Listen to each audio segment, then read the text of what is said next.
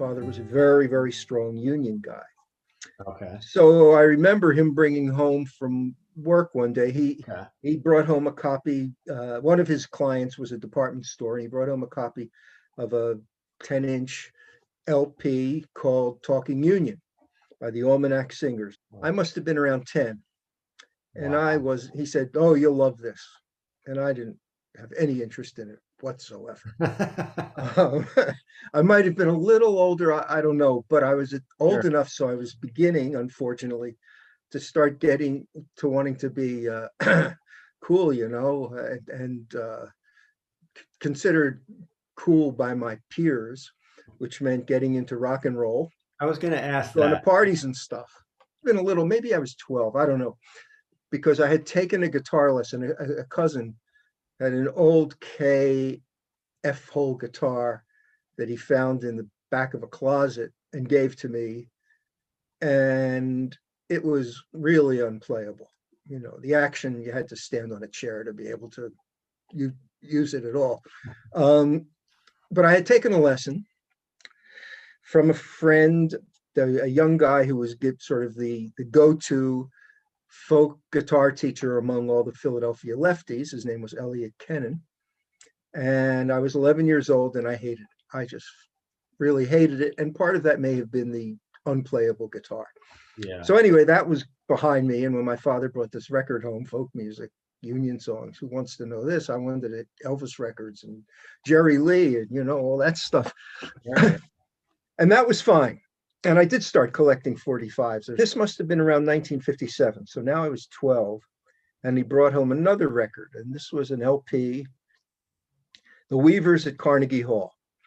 It was the recording of the reunion concert of the Weavers, where they had been brought back together after being blacklisted for several years. They had had several hit records in the early 1950s, including Irene Goodnight, which was the biggest selling record of 1950 and 51, which they had learned from this guy named Leadbelly. So somehow I either put it on or my father put it on or somebody put it on, and I heard the first couple of notes were Pete Seeger's banjo playing this driving, hard-edged, what I later learned was called frailing, introduction to an old mountain song called Darling Corey. And then the Weavers all come in and real robustly start singing, wake up, darling Corey.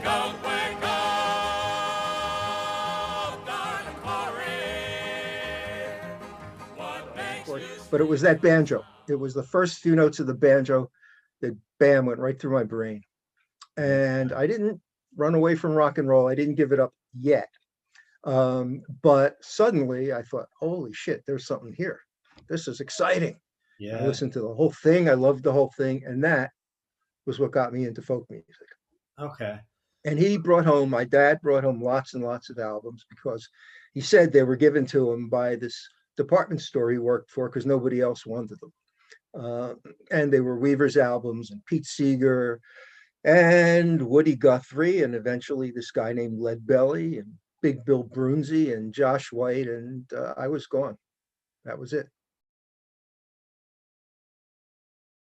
So I folk music started being it, to the extent that one night my best friend Marshall Friedland and I took my stack of 45s, about that many 45s of everything from Elvis to Perry Como, and broke them all.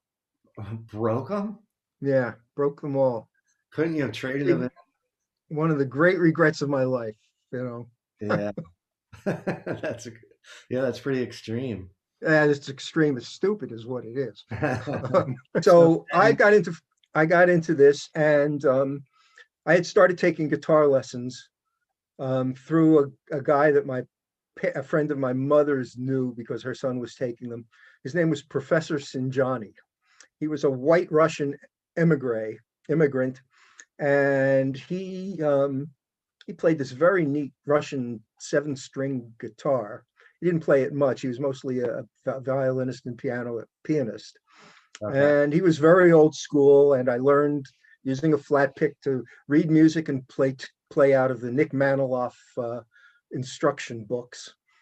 And that was what I did.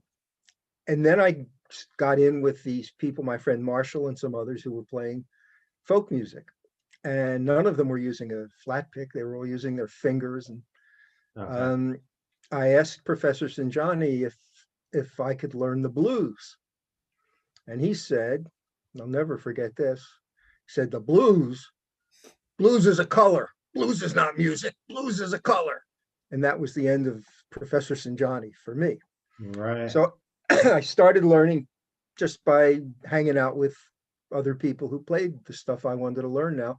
One of whom was this guy, Eliot Kenin, who was the guy who gave me that lesson back when I was 11 with Okay. my cousin's crappy guitar that I hated. And now he was my friend Marshall's teacher, and he and I and Marshall and another friend that we didn't really know that well, but sort of the wonderkind of Philadelphia folk music at the time, a guy named Bill Vanaver, who's still very active and an incredible musician.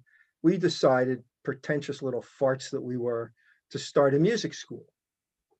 There was Wow. the Chicago School of Folk Music, which we knew about, which was a cooperative school that had begun a few years earlier, the Old Town School of Folk Music in Chicago. And that was our model. We called ourselves a co-op where we would all share the wealth.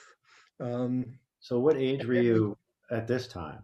I was 15, I think. Okay. Wow. That's pretty ambitious. Maybe just 16. Maybe Okay. just 16. I was the youngest of the four.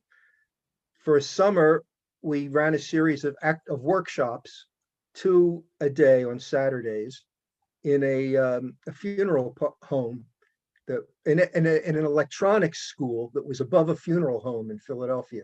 The electronics school was owned and run by Marshall's father, and he let us use the place. So then we rented a house in North Philadelphia and gave private lessons and had workshops.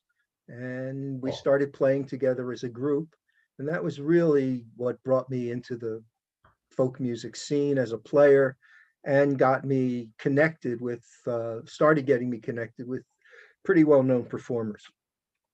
Wow. So would different people visit the school or the workshop or Yeah, we would have workshops on Saturdays when we could. There was one very active coffee house in Philadelphia. It was a performance space.